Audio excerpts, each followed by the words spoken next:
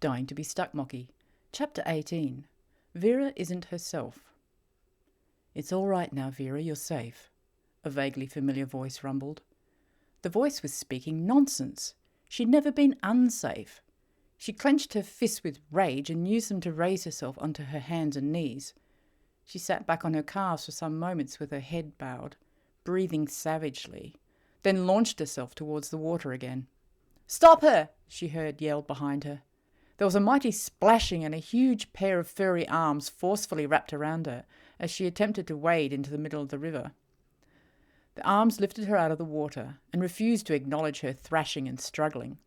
She viciously kicked at some huge furry legs behind her as they walked her back to the riverbank. "What do I do with her now?" the voice belonging to the arms and legs asked. "She seems to be under a spell," suggested another voice. "Put me down!" Vira yelled. "Not likely, young lady," rumbled the first voice. "I think you're right, Mirrin. We need to remove her from Rizenwikk's influence. Perhaps if we take her out of sight of the river." The arms adjusted their grip on her to something more suited to carrying, but her attempts to wriggle out of them were still fruitless. "Put me down!" The furry creature ignored her command and began walking her up a grassy slope. "That was remarkable courage you demonstrated, Fahyrjeon. I humbly apologise for allowing you to face the wrath of Rizenwikk alone." "It doesn't take two to restrain this little thing," the deep voice gurgled, until Vira managed to punch what felt like a nose, and the sound abruptly stopped. Vira was walked some distance further, but all she could see were orange-brown fur and passing trees and bushes. Suddenly the world jolted and tumbled, and the creature seemed to have sat itself down against a large tree trunk. She strained to hear the glorious sound of river flowing between banks of sand, but nothing but birdsong and breathing met her ears. Her heart swelled with yearning, and she struggled vigorously once more. "Mirrin, hold her feet, would you? It may take a while for her to come to her senses, and I prefer not to lose a tooth if I can avoid it." Another pair of smaller hands grabbed her kicking ankles and restrained them frustratingly. "I hope she does come to her senses," said the other voice. "What will we do if she does not?" "I'm taking her home with me either way. She has a weyrshofft ceremony to attend." The rumbly voice fell silent. After a minute or so, it began to make a soft crooning sound that rose and fell, in a soothing, reassuring manner. Eventually the other voice joined in, and the two voices harmonized in a way that made Vira feel like she was vibrating. The vibrations resonated in her lungs and travelled up her neck. They seeped up the back of her throat and lay throbbing across the underside of her brain. Vira felt her desire to kick and struggle and protest start to fade. She was having trouble remembering what it was that was so important for her to do. Her whole brain was swirling with energy now, and it felt like it was gradually expanding out of her skull in a glowing cloud of white. The cloud smudged and blurred her boundaries and erased her edges. It drifted and thinned on a cosmic breeze, until Vira was everywhere and she was everyone. She was above and she was below, connecting with this and streaming through that. She felt all the pain and all the love. She was the joy and she was the fear that blanketed all this world and all the worlds beyond. Vira saw Vira from outside herself and inside herself at the same time, and she watched and she felt as she melted and morphed into a gladiator wielding a weighty sword. The cheers of the crowd crashed against her eardrums and her heart pounded and leapt. She instinctively calculated every minute nuance of her craft, then lunged at her opponent at the perfectly timed moment. Her sword slashed deep into flesh and bone, and exultation surged through her like blood itself.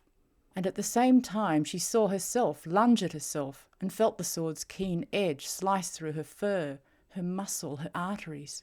Felt the sting of metal separate bone. Saw her blood where it shouldn't be, spurting and pooling. Saw the encroaching darkness shrinking her view of the arena, the sounds of the crowd receding into numbness. "No!" Vira heard a panicked voice scream as she started back into her consciousness. Her eyelids slammed open, but all she saw were stars throbbing in blue-black darkness, immersed in a silence gentle with the sounds of breathing and moonlight rustlings. She turned her head away from the sky and found herself looking up into the most beautiful sight of her friend's furry face. The face was relaxed in the oblivion of sleep, a thin trickle of drool shining from one corner of the mouth. Her feet shifted as she turned, and she felt the warmth of firm, strong hands enclosing her ankles. She looked down her body, lying across the Stuckmocky's lap, to where her legs lay across Mirrin. He was sitting with his head propped up by Fahyrjeon's biceps, and a peaceful snore puffed through his lips every time he exhaled. As she looked back up into her friend's face, she saw its eyes flicker open and its gaze meet hers. When the eyes determined there was sanity in Vira's expression, a smile slowly spread across the face. "Welcome back, little one," rumbled the most beautiful voice in the world. Vira felt tears start to her eyes and her throat constrict. "Oh, Fahyrjeon, I'm so sorry." Sobs burst out of nowhere and she buried her face in matted, sticky chest fur, while her heart broke all over it in the most messy of fashions. Fahyrjeon cradled Vira in its arms and rocked and cooed and patted the back of her head. "Oh, I wouldn't feel too bad, Vira. In the heat of the moment I hardly realised I was running into an actual river." "No," came Vira's fur-muffled voice. "I'm sorry I've killed so many Stuckmocky. I didn't realise what I was doing." "Oh," said Fahyrjeon with dawning comprehension. "I think maybe you've had a charlatan, my friend. A spiritual revelation, no doubt born of your encounter with Rizenwikk. Embracing a god will have that effect on a person, I suppose." "No, you don't understand. I actually have killed Stuckmocky," confessed Vira, pulling her face out of the fur and looking fearfully into her friend's eyes. "You can't possibly forgive me for what I've done. I can never forgive myself. I wasn't a slave like Mirrin and forced to do it. I did it for the sheer pleasure of it, and I wish I were dead." She covered her shameful face with her hands and wailed.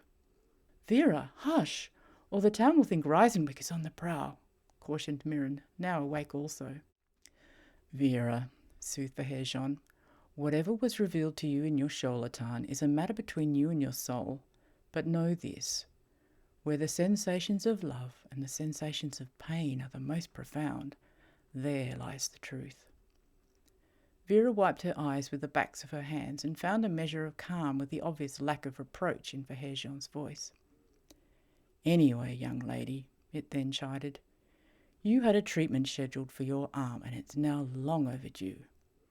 And we might do my nose at the same time," it muttered, rubbing its sore snout.